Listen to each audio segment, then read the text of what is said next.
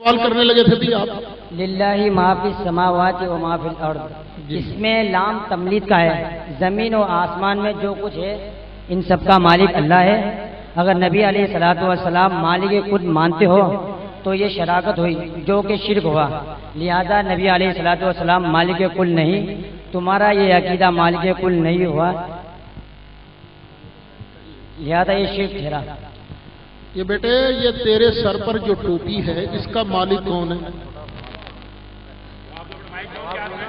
Mic دو نا ان کے ہاتھ میں جنہوں نے سوال کیا ہے۔ للہ ما فی السماوات و ما فی الارض، اللام للتملیک کے لام ہے ملکیت کا، اس ٹوپی کا مالک کون ہے؟ میں خود مالک اللہ نہیں ہے؟ بے شک کہو اصل مالک اللہ ہے، لیکن اللہ تعالیٰ نے تمہیں یہ چیز دے دی ہے، تو کائنات کی ہر چیز کا اصل مالک اللہ ہے، سرکار اصل مالک نہیں۔ تمہیں اللہ نے یہ ٹوپی برتنے کے لیے دی ہے، اللہ نے کائنات کے خزانے مصطفیٰ کو تقسیم کرنے کے لیے دے دی ہے۔ شرک کہاں بنا؟ مائک اسے دو، مائک اسے ہی دو، مائک اسے ہی دو۔ کیوں بیٹے بات سمجھ یار، گاہک میرا ہے ڈھیلے تمہارا تو نہیں ہے۔ بیٹے سمجھ آ گئی بات؟ ہاں مائک میں جواب سمجھ آ گئی بات کہ نہیں؟ جی سمجھ آ گئی ہے نا بات؟ جس طرح تم ٹوپی کے مالک ہو، تمہارا ٹوپی کا مالک ہونا للہ ما فی السماوات و ما فی الارض کے مخالف نہیں، اسی طرح نبی کریم علیہ السلام اصل مالک نہیں ہے۔ مالک اصل میں اللہ ہے، دیتا بھی اصل میں اللہ ہے، لیکن سرکار اللہ کے خزانوں کو تقسیم کرتے ہیں۔ سرکار فرماتے ہیں انما انا قاسم واللہ یعطی، دیتا اللہ ہی ہے، سرکار صرف خزانے تقسیم فرماتے ہیں۔ سمجھ آ گئی ہے تو ہاں کرو، نہیں سمجھ آئی تو اس پر سوال کر دو۔ جی ٹھیک ہے جی جزاک اللہ۔ ہاں ماشاءاللہ جی السلام علیکم جی وعلیکم حضور، سوال یہ ہے کہ دیوبندی ایک آیت کریمہ پیش کرتے ہیں کہ ایاک نعبد و ایاک نستعین، کہتے ہیں کہ اس آیت میں اللہ تبارک و تعالیٰ کے علاوہ کسی سے مدد مانگنا جائز نہیں ہے، اس آیت سے پتہ چل رہا ہے، اس کے بارے میں وضاحت فرما دیجیے۔ بیٹے آگے آ جاؤ نا، آگے آگے آؤ نا، میرے پاس آؤ، آ جاؤ میرے پاس آؤ، شاباش۔ بعض مسئلے پریکٹیکلی سمجھانے پڑتے ہیں نا، زبانی کلامی سمجھ نہیں آتی۔ آ جاؤ شاباش۔ کیا نام ہے بیٹا تمہارا؟ عتیق الرحمان۔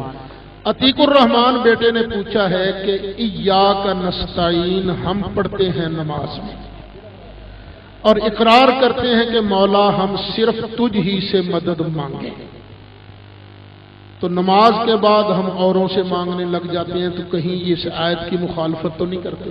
یہی سوال ہے نا بیٹے؟ بیٹے تیری جیب میں کوئی چیز ہے یار، مجھے چاہیے، مجھے دو ذرا، کوئی دے دو، کوئی شاید دے دو، چلو موبائل دے دو۔ میں نے تجھ سے موبائل مانگا، تم نے دیا، آیت کی خلاف ورزی تو نہیں ہو گئی؟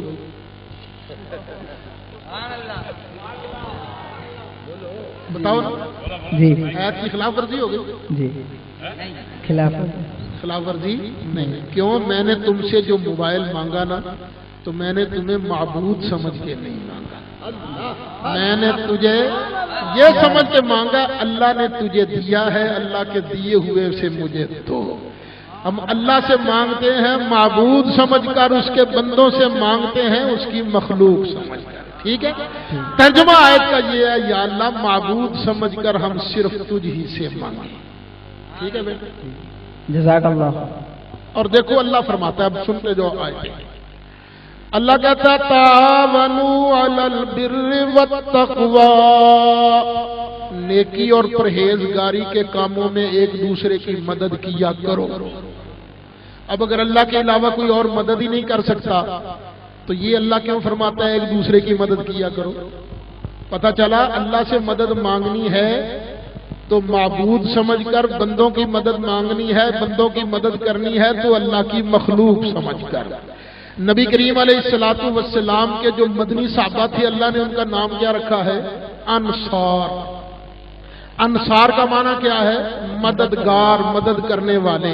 اگر اللہ کے بغیر کوئی مدد کر ہی نہیں سکتا تو اللہ نے محبوب کے مدنی صحابہ کا نام مددگار کیوں رکھا؟ اللہ مدد کرتا ہے معبود ہو کر، مخلوق مدد کرتی ہے اللہ کی مخلوق ہو کر. اللہ فرماتا ہے ان استنصروکم فی الدین فعلیکم النصر. ایک گروپ کے بارے اللہ فرماتا ہے یہ گروپ اگر تم سے دین کے معاملہ میں مدد مانگے تو تم پر ان کی مدد کرنا فرض ہے. تم سے اگر مدد مانگے تمہیں اللہ کا بندہ سمجھ کر تو تمہیں بھی ان کی مدد کرنا فرض ہے. اللہ سے مدد مانگو گے معبود سمجھ کر، بندوں سے مدد مانگو گے اللہ کی مخلوق سمجھ کر. ٹھیک ہے، آگے سمجھ بیٹھے ہیں؟ ماشاءاللہ. حضرت یہ ہمارے ایک ساتھی کے موبائل پر ایک ایس ایم ایس آیا ہے. سوال انہوں نے کرنے کی ہمت نہیں تھی، شاید انہوں نے ایس ایم ایس کے ذریعے سوال کیا ہے کہ اگر رسول اللہ صلی اللہ علیہ وسلم نور ہیں تو خاندان کا تصور ختم، بس اگر عالم الغیب ہے تو وہی کا تصور ختم. میں نے بڑے پڑھے ہیں، ایک بار سٹیپ بائی سٹیپ. سوال ہے کہ اگر سرکار نور ہیں تو خاندان ختم. جب تک سرکار نرے نور تھے خاندان نہیں تھا. خاندان کب شروع ہوا؟ جب سرکار نوری بشر بنے. ٹھیک ہے جی، آگے چلیں. اگر عالم الغیب ہے تو وہی کا تصور ختم. عالم الغیب کا معنی ہوتا ہے خود بخود غیب جاننے والا. اگر سرکار خود بخود غیب جانے تو پھر واقعی وحی کا تصور ختم. لیکن اگر اللہ کی عطا سے جانے تو وحی بھی تو اللہ کی عطا کا نام ہے نا.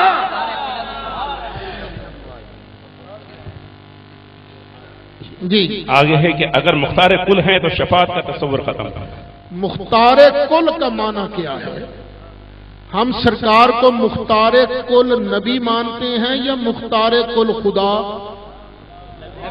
مختار کل نبی. مختار کل نبی کا مطلب یہ ہے نبوت کے دائرے میں جتنی پاوریں ہیں نا سب اللہ نے سرکار کو دے دی ہیں، اور شفاعت بھی نبوت کے اختیارات میں سے ایک اختیار ہے. وہ جو میں کہا کرتا ہوں نا جہاں وحی ہوتا ہے وہاں عقل نہیں، جہاں عقل ہوتی ہے وہاں وحی نہیں ہوتا. ہاں جی آگے حاضر ناظر والی بات. آگے لکھا ہے کہ اور اگر حاضر اور ناظر ہوتے تو ہجرت ختم. ہاں وہی ہے نا جو میں پہلے بیان کہا. حاضر ناظر کا یہ مطلب ہی نہیں کہ سرکار کا جسم یہاں بھی ہے وہاں بھی ہے. اگر یہ حاضر ناظر کا مطلب ہوتا تو پھر ہجرت ختم. حاضر ناظر کا مطلب یہ ہے سرکار کا جسم ایک جگہ ہے، ساری کائنات کو دیکھ رہے ہیں. اکثر ایک سوال اور ہوتا ہے، وہ یہ ہوتا ہے کہ ابھی یہ کہا کہ آپ صلی اللہ علیہ وسلم جو ہے خواب میں جو ہے نظر آتے ہیں. ٹھیک ہے، یہ تو ہر مسلمان کا ایمان ہے. ٹھیک ہے، لیکن اکثر لوگ یہ کہتے ہیں کہ خواب کی تعبیر الٹی ہوتی ہے. خواب کی تعبیر الٹی ہوتی ہے. یہ نبی کریم علیہ السلام نے خود فرما دیا ہے من رآنی فی المنام فقد رأى الحق. یہ بخاری شریف ہے کہ جو خواب میں مجھے دیکھے گا وہ سچ مچ مجھے دیکھے گا. یہ سرکار نے خود فرما دیا. ہاں السلام علیکم. وعلیکم السلام. یہ آپ نے تقریر میں کہا کہ علم غیب کے موضوع پر اور حاضر ناظر کے موضوع پر جب بخاری شریف میں حدیث سے حضرت عائشہ صدیقہ رضی اللہ عنہا پر تہمت لگی تھی تو نبی اسلام بہت پریشان ہوئے تھے. صحابہ کرام نے مشورے بھی کیے تھے، تو جب معلوم ہوتا تو اسی ٹائم پہ نہیں بولتے تھے. بیٹے ایک بات یاد رکھنا، بخاری شریف کی ساری حدیثیں صحیح نہیں ہیں. یہ حدیث بھی بخاری شریف کی کمزور ترین حدیثوں میں سے ایک ہے. کیوں؟ اس حدیث میں یہ بھی لکھا ہے کہ حضرت سعد بن معاذ اور حضرت سعد بن عبادہ لڑ پڑے، ایک دوسرے کو اللہ کی قسم کھا کھا کر انہوں نے منافق کہا. یہ بھی لکھا ہے، جبکہ حضرت سعد بن معاذ اس واقعہ سے پہلے فوت ہو چکے تھے. ایک بات. دوسرا، یہ اسی حدیث کے اندر لکھا ہے کہ نبی کریم علیہ السلام سے عرض کیا گیا کہ آپ حضرت عائشہ کی لونڈی حضرت بریرہ سے پوچھیں. تو حضرت بریرہ کو بلایا گیا تو حضرت بریرہ نے کہا کہ میں نے ان کے اندر کوئی عیب نہیں دیکھا سوائے اس کے کہ عمر تھوڑی ہے، آٹا گوندھ کے چھوڑ دیتی ہیں تو بکری آ کے آٹا کھا جاتی ہے. تو جب یہ واقعہ ہوا تھا حضرت بریرہ تو حضرت عائشہ کی لونڈی بنی نہیں تھی. لیکن یہ اہل سن لو بیٹے، سن لو نا میری، یہ کمزور ترین روایتوں میں سے ایک ہے. پھر دوسرا، اگر اس کو مان لیا جائے تو بخاری شریف کے جس صفحے کے اندر یہ واقعہ لکھا ہے نا، اسی کے اندر یہ بھی لکھا ہے کہ وحی آنے سے پہلے نبی کریم علیہ السلام نے منبر پر چڑھ کر فرمایا تھا فواللہ ما علمت علی اہلی الا خیرا، اللہ کی قسم ہے میں جانتا ہوں میری بیوی پاک ہے، صاف ہے. نہیں ٹھہر جاؤ بھی، ٹھہر جاؤ، مت چھینو مت چھینو، تسلی ہو جائے نا. سعید اسد کے جلسے میں آئے ہیں، کسی کا ایمان بچ جائے تو آپ کو اس میں کیا ہے؟ نہیں. ٹھیک ہے بیٹے. اللہ جی جی بیٹے جی. کہنا صرف یہ تھا کہ بہت سے لوگ کہتے ہیں کتاب اللہ کے بعد قرآن شریف کے بعد بخاری شریف مستند ہے. تمام بخاری شریف کتاب اللہ کے بعد صحیح ہے نا، اسی پر غور کریں. اصح الکتب بعد کتاب اللہ، کتاب اللہ جیسی صحیح نہیں، کتاب اللہ کے بعد صحیح ہے. مطلب کیا ہے، جتنی حدیث کی کتابیں لکھی گئی ہیں ان میں سے نسبتاً یہ کتاب زیادہ صحیح ہے، یہ ہے مطلب. لیکن میں نے اہل حدیث والوں سے بات بھی کی تھی، انہوں نے چیلنج دیا مجھے، بولے اس میں ایک حدیث بھی آپ غلط ثابت نہیں کر سکتے. اچھا چلو، اگر ثابت کر دیں کیا انعام دیں گے؟ مجھے آج کل پیسوں کی بڑی ضرورت ہے نہیں، میں ان کا چیلنج قبول کرتا ہوں. کوئی اہل حدیث مائی کا لال،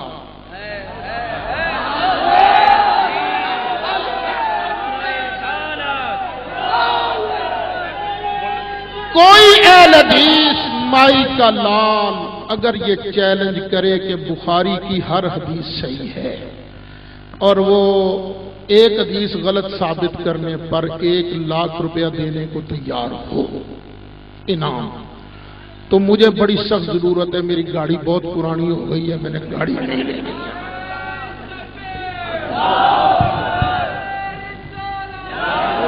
14-15 حدیثیں تو میں انشاءاللہ دکھا سکتا ہوں. 0 میٹر لوں گا گاڑی، لیتا ہی میں 0 میٹر ہوں، پرانی نہیں لیتا میں. السلام علیکم جی. اکثر لوگ کہتے ہیں نور اور بشر کے سلسلے میں کہ آپ لوگ جو نبی کریم صلی اللہ علیہ وسلم کو نور مانتے ہو تو اس سے ان کی شان میں کمی آتی ہے. وہ اس لیے کہ انسان اشرف المخلوقات ہے اور فرشتے نور کے ہیں اور انسان فرشتوں سے افضل ہے. جب آپ ان کو نور مانتے ہیں تو نبی کریم صلی اللہ علیہ وسلم کی شان کم ہوتی ہے. اس سے اس سلسلے میں آپ فرمائیں کچھ. یہ کوئی بات ہے کرنے والی؟ یار ٹھہر جاؤ نا، دیکھو نا جو بات کر رہے ہیں مت چھینو کسی سے، باری آپ کی بھی آ جائے گی نا. کیا وہ یہ کہنا چاہتے ہیں کہ جتنے انسان ہیں وہ سارے نور سے افضل ہیں؟ یہ کہنا چاہتے ہیں آپ؟ ان کا صرف ایک ہی سوال ہوتا ہے. میں یہ کہتا ہوں نا، ابو جال کیا جبریل سے افضل ہے؟ نہیں.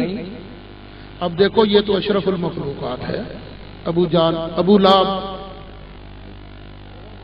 نہیں. من مون سنگھ نہیں. تو پھر یہ تو بات نہیں ہے نا. ویسے ان کا سوال یہی ہوتا ہے. اچھا اب دیکھیے اللہ بھی نور ہے کہ نہیں؟ بے شک. اس سلسلے میں تھوڑی وضاحت فرما جی میں دیجیے. کرتا ہوں نا، یہ ان کی بات ہی غلط ہے. یہ اللہ جسے چاہے عظمتیں عطا فرمائے. نہ سارے نور ایک جیسے ہیں، نہ سارے بشر ایک جیسے ہیں. اللہ نے اپنے محبوب کو نور کہا، ہم نے کہہ دیا. اللہ نے ساری کائنات کا جب سلسلہ شروع کیا، آپ بھی جب کوئی چیز بناتے ہو، دکان بناتے ہو یا مکان بناتے ہو تو افتتاح کسی اچھی چیز سے کرتے ہو نا. اللہ نے بھی تو کائنات جب بنانی شروع کی تو اس کا افتتاح بھی تو اللہ نے کسی اچھی چیز سے کیا تھا نا. وہ اچھی چیز کیا ہے؟ خود سرکار فرماتے ہیں میں مصطفیٰ کا نور ہے. اچھا हमने सिर्फ यही नहीं माना कि सरकार, फिर हमने ये भी माना कि नबी करीम अलैहिस्सलातु वस्सलाम जब दुनिया में तशरीफ लाए तो अल्लाह ने उसी नूर को बशर बना कर भेजा। अब देखिए, मैं भी बशर हूं, आप भी बशर हैं, पसीना हमें भी आता है ना, सरकार को भी आता था। हमारे पसीने के अंदर बू है कि नहीं? सरकार के पसीने में क्या था? वो क्यों थी खुशबू? ये मानना पड़ेगा हमारे पसीने के अंदर बू इसलिए है कि हमारी मुड के अंदर, बुनियाद के अंदर अल्लाह ने नूर नहीं रखा, और सरकार के जिस्म की बुनियाद के अंदर अल्लाह ने नूर रख के मुस्तफा बना के भेजा। हम सरकार को सिर्फ नूर नहीं मानते, नूरी बशर मानते।